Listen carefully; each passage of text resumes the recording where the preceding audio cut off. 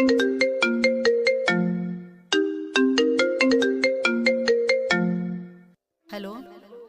Hello. हाँ बोलो। क्या हो रहा है? कुछ नहीं, क्या होगा? खाना पीना हो गया? हाँ हो गया। और इधर कब तक आना है घर पे? अभी नहीं, अभी तो छुट्टी नहीं मिला है, छुट्टी मिलेगा तो आएंगे।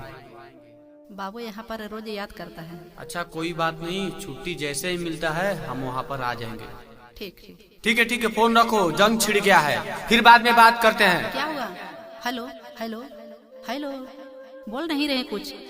क्या हुआ? Hello hello.